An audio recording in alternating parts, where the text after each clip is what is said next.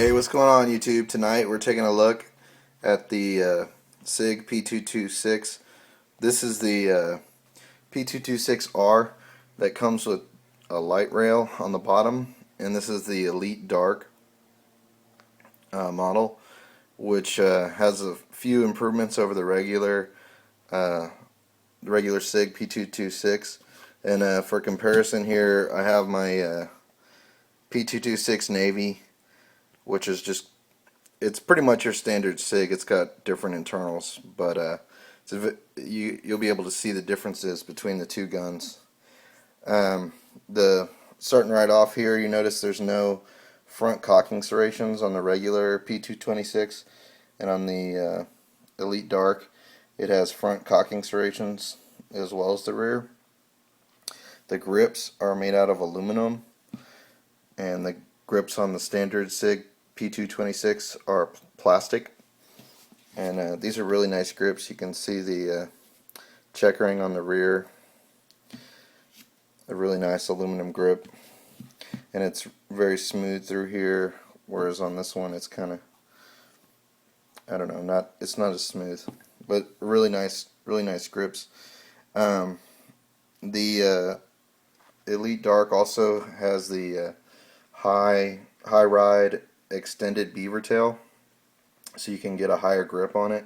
You can see here on the standard SIG it has a lower non-extended beaver tail, so this is more like a 1911 style backstrap. And also the checkering on the front strap is you can see on here it's like aggressive and in both directions. On the Elite Dark and on the standard SIG, it just goes left to right. It doesn't have both directions of it only has, see how it only goes in one direction. So a little bit better checkering on there. They both have the front of the trigger guard. Oh, I guess see, this one has it. The front of the trigger guard has it in both directions, and then on this one, on the regular P226, it only has it in one direction. The main difference though is the trigger. You can tell by looking at them. This has a really thicker trigger, and this has a thinner trigger.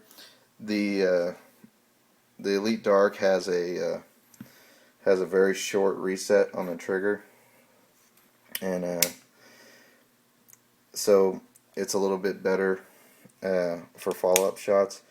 You can see in single action how far the standard trigger is, and then here it's a little bit further back, and there's just a little bit of take up, so when you reset, it's got a really short reset.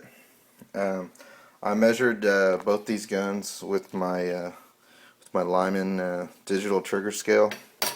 On the standard P226 SIG Navy in double action, it was 9.1 ounce, or 9 pounds 1 ounce.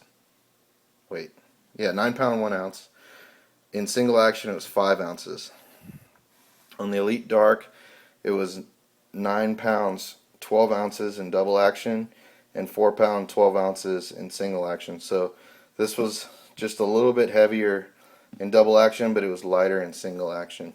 They both have a really good trigger, but the Elite Dark is just a little bit more refined.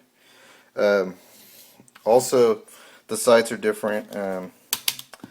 This isn't the standard SIG sights. This is the SIG Navy has these post and dot sights, but on the Elite Dark, it's got a 3-dot night sights, and they're adjustable. There's a Allen wrench thing there, so you can adjust the windage of the rear sights. And also, this particular P226 is chambered in the 357 SIG cartridge, which is it's a really cool cartridge. It was developed in 1994, and it was named 357 because SIG was trying to replicate the performance of 125 grain 357 Magnum fired from a 4-inch revolver. And so they provided a cartridge that was close to that 357 Magnum, but in a semi-automatic pistol with better magazine capacity. It holds 12 rounds. These are the same magazines you can see here for 357 and 40 Smith & Wesson. They use the same magazine, so it holds 12 in the factory magazines. And these are really nice magazines made by Metgar. I don't know if you can see that there, but these are made by Metgar, the OEM magazines. The 357 is a really powerful round.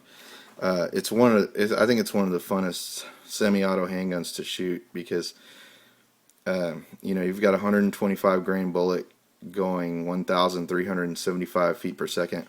These are Spear Gold dots. That's what the factory says for this round, and it's really fun to shoot because it's supersonic. It breaks the speed of sound, so you have a really loud crack and a bit of a flame thrown out of the front, and it's just a hoot to shoot. It's really fun. It's always my favorite gun to shoot at the end of a session because the round's so powerful. The recoil isn't that bad. I mean, anytime you're using a Sig P226, this is made out of stainless steel. It's a pretty hefty gun. Again, I don't know how much it weighs. We can throw it on the scale here. Let's throw it on the scale, see how much it is. This is without the magazine. Not too bad, 1 pound, 15 ounces, a little under 2 pounds. So, just for reference, this also doesn't have the magazine. Yes, they weigh about the same, but it's still a pretty stout pistol, and so the recoil isn't too bad, and with the high grip, you're able to really control the pistol and get follow-up shots. All in all, a really fun gun. If you guys have any questions, just hit me up below in the comments, and thank you guys for watching. Bye.